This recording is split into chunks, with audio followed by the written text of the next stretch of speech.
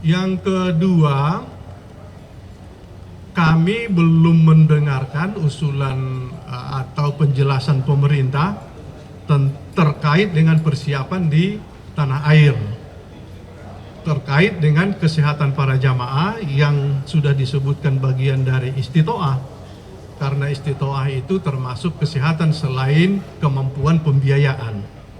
Kita sudah membuka-buka profil jamaah kita, rata-rata sudah dalam keadaan tua, karena pada saat mendaftar pun sudah dalam keadaan tua. Maka jamaah yang tua pada tahun ini tidak berkemampuan berangkat karena kesehatan, menunggu tahun depan sepertinya tidak mendapatkan, dia lebih sehat tahun depan. Maka karena itu kita di Komisi 8 menyarankan bahwa kesehatan ini sejak sekarang harus dirawat bagi jamaah yang akan berangkat. Jangan tiba-tiba pada saat berangkat dites kesehatan tidak bisa berangkat karena kesehatan. Itu rasanya seperti menyakitkan bagi para jamaah yang sudah lama menunggu.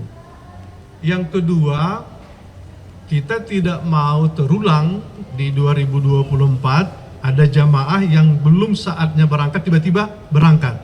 Karena berbagai situasi yang terjadi, ada jamaah yang bisa menyelonong tiba-tiba masuk dan berangkat.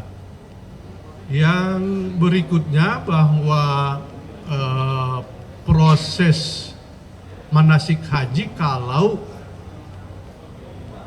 kita bersepakat dengan pemerintah dan pemerintah berkemampuan, ada usulan kita sebetulnya sudah dibicarakan bersama pemerintah bahwa area Mina tidak pernah bertambah. Mina itu ya tetap sebegitu minanya. Tapi jamaah selalu bertambah setiap tahun, maka ruang Mina ini menjadi kredit. Itulah yang selalu kita dengarkan berita bahwa di Mina tidur pun tidak bisa, bahkan duduk pun untuk tidur tidak bisa karena ruangnya memang seperti itu. Kalau pemerintah berkemampuan, ada istilah disebutkan tanazul, jadi jamaah haji tidak menginap di tenda Mina, tapi menginap di hotel. Jadi selesai melontar, dia kembali ke hotel. Hotelnya itu yang kira-kira berada di seputar Jamarot itu.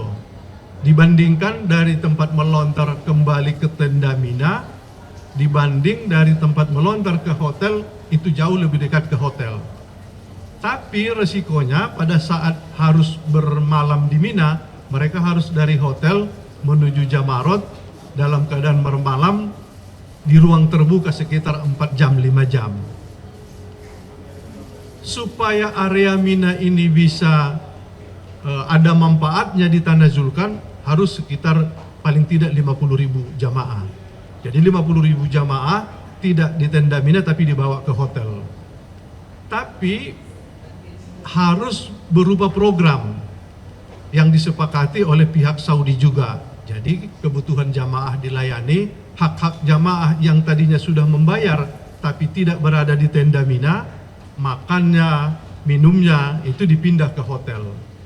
Nah, jadi dua hal yang kita minta kepada pemerintah. Satu, berunding dengan pihak Saudi bahwa 50.000 ini bagian dari program.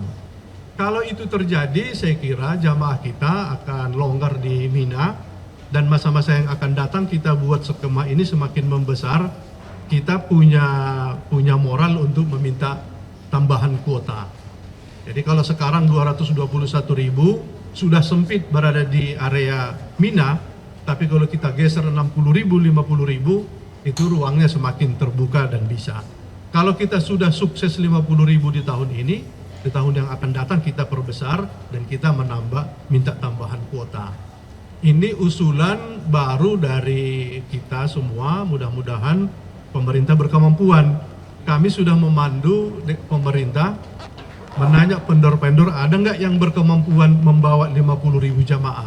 Memang itu agak rumit, kalau 50.000 jamaah sekitar 2.000 bus. 2.000 bus kalau diurutkan, dibariskan ya cukup jauh. Maka antara Arafah, Musdalifah, Mina menuju hotel tadi yang Tanazul itu dengan 2.000 kendaraan itu memang agak rumit. Tetapi sudah ada vendor yang berkemampuan untuk itu. Tentu harus diuji kelayakannya, mampu atau tidak. Jadi menghindari korodit di Musdalifah yang kemarin kita mendengarkan di 2023 itu ada yang terkapar sampai di jam 3-4 sore belum bergerak ke Mina. Dan yang kedua mengurai kepadatan di tenda Mina. Yang berikutnya tentu itu lebih nyaman di hotel ketimbang di tenda. Jadi nyaman itu ya bisa tidur dengan baik, dilayani makanannya dengan baik. Kalau itu bisa kita lakukan di periode yang akan datang itu sudah semakin membaik. Kami kira ini perkembangan di Panja Haji untuk 2025. Terima kasih.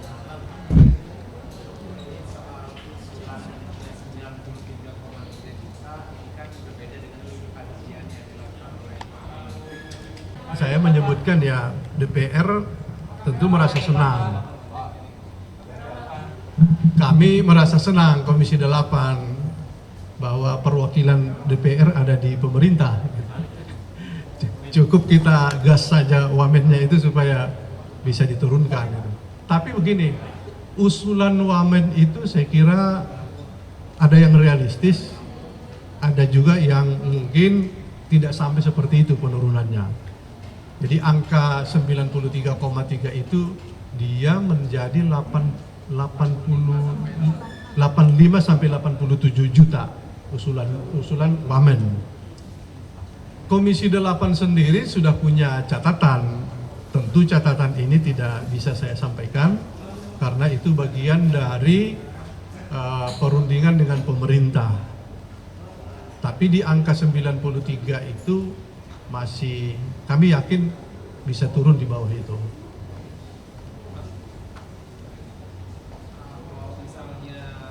Rasionalisasi terhadap biaya penyelenggaraan haji, mengingat waktu juga sudah sangat mepet, ini seperti apa Bang Komisi 8? Kami kan sudah punya catatan nih, kita baru pulang dari Saudi, umpamanya Mas Sair gitu.